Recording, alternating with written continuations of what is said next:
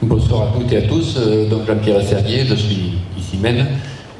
Nous n'avons planté que 7000 racinés, dont 1000 rubesses du Lot et le reste en 161,49. Et nous nous sommes mis en tête d'apprendre à greffer, donc un greffe en fente pleine, dont nous avons pu goûter toutes les limites du système. Nous avons eu sur certains cépages, Grenache noir, Carignan, Morel, Counoise, de très belles réussites. Et sur le seul Grenache gris, j'imagine qu'on a eu un problème de greffon, mais qui nous a totalement échappé. Sur le seul Grenache gris, 50% d'échecs, au lieu de 5, 6, 7% sur d'autres cépages. Bon, nous sommes des débutants en matière de greffe. On a fait appel à un papy greffeur de 76 ans qui nous a suivis, qui a greffé avec nous, etc. Donc on a suivi ses conseils. D'autres ici le connaissent, je sais.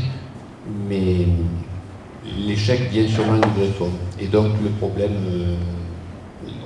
on veut apprendre à greffer un sheet parce qu'en fait le problème de nos porte-greffes qui ont été décapités, on en a un là.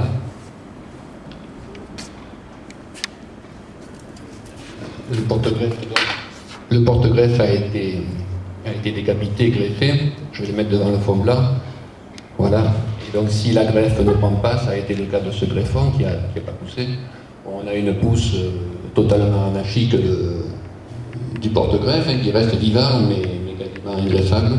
Donc je ne sais pas si les gens qui ont plus d'expérience que moi ont des solutions, mais on a préféré les arracher.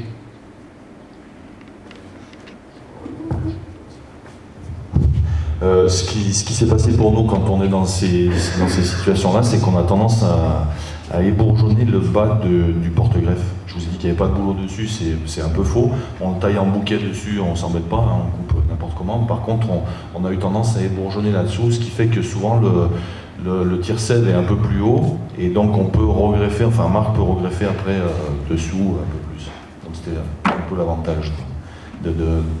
D'où l'idée aussi, hein, tout à l'heure, ce que j'ai pas dit, c'est que la première année non pas la première année, une des parcelles en tous les cas qu'on avait faites dans les premières, je m'étais dit bon mais c'est super, un porte-greffe on va pas s'emmerder, on n'a pas palissé rien du tout, on n'a même pas mis de piquet et on a laissé ça comme ça qu'on passe et à un moment on est quand même griffé au milieu mais sans se soucier des lignes non plus.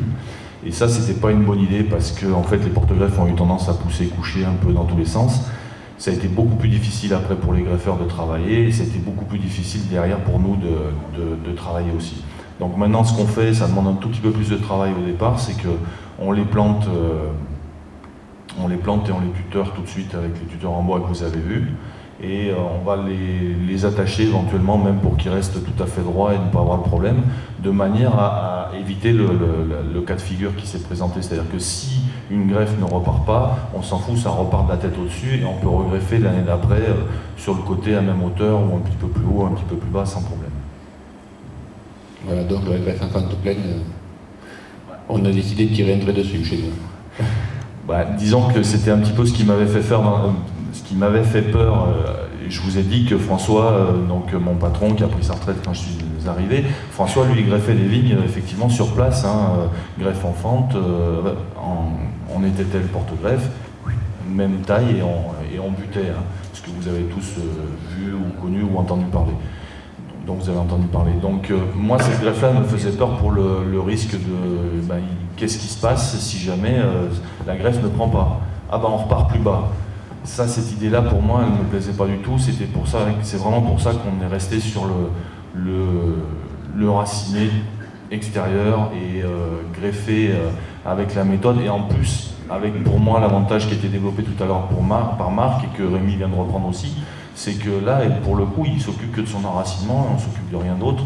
Et là, on a vraiment un enracinement qui est vraiment très très bon. C'est-à-dire que même, je me suis plaint au départ à Lilian, certaines années, du peu de pouces des porte-greffes. Il m'a dit, mais non, ça n'arrose pas, c'est pas la peine, au contraire, il vaut mieux qu'il s'adapte à ces conditions-là. Et je disais, ouais, mais il n'y a rien, ça pousse pas, des petits trucs comme ça, mais non, c'est pas grave, ça avance, t'inquiète pas, c'est pas grave.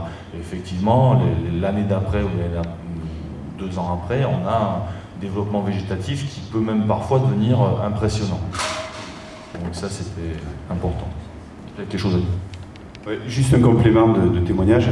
Là, cet exemple, il est intéressant. On est sur du 161-49, qui a 2 ans.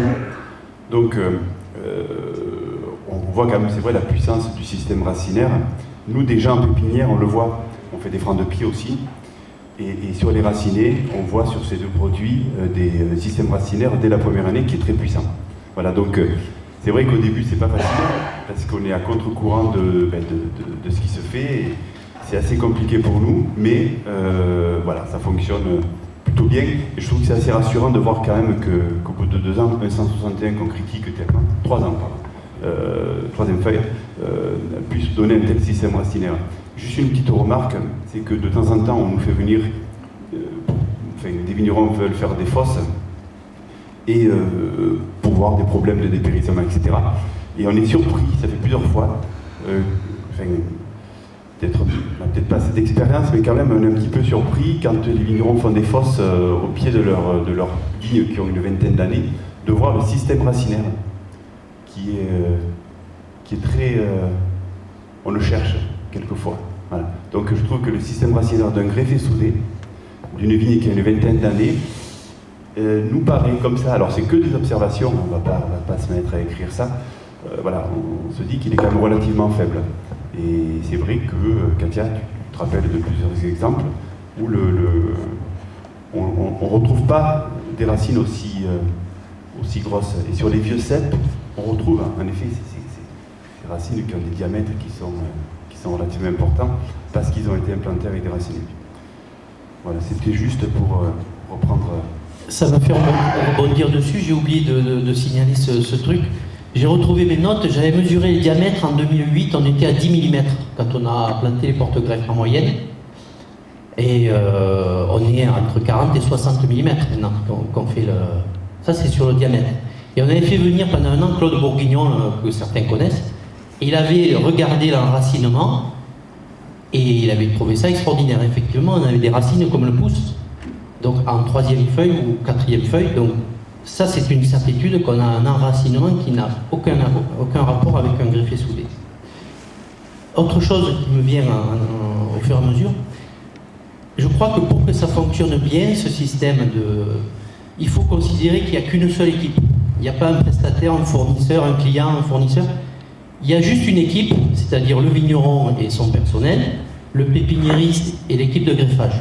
Mais ça ne fait qu'une équipe. C'est-à-dire qu'il n'y a pas l'intérêt de l'un contre l'intérêt de l'autre. Il y a un intérêt, un objectif commun, c'est de faire le plus beau végétal, le plus beau vignoble possible, qui fera de la pub à tout le monde, de toute façon. Et à partir de là, on ne raisonne plus pareil. Et donc, si on imagine que c'est nous qui allons greffer, alors c'est pas moi, mais c'est comme si c'était moi, je veux préparer pour que le greffeur ait du plaisir à être là. Et qu'il ne dise pas, putain, il a pas enlevé la rose, le machin, le truc. Donc, ça c'est très important, la préparation, pour mettre le greffeur en plaisir, en situation de joie d'être là et d'être heureux de faire son travail. Ça c'est le premier point. Donc la qualité de la préparation, le soin. Et le deuxième facteur hyper important, c'est le suivi. Donc suivre à la lettre les consignes des bourgeonnages, etc. Et nous, ça nous prend un mi-temps pour 2000 plants. Donc un plein temps pour 5000 pieds. Voilà, pour donner un ordre d'idée, quoi. Et comme ils viennent entre le 23 et le 27 mai, et ça finit fin juillet. Donc c'est 2 gros mois où vous comptez ça. En termes d'arrosage, c'est assez léger. On a arrosé, parfois, une année, on n'a jamais arrosé. Une année, on a arrosé une fois, une année, on a arrosé 2 fois, et à chaque fois, c'est entre 15 et 32%, c'est le maximum des plants. Voilà, c'est des informations complémentaires pratiques sur le sujet.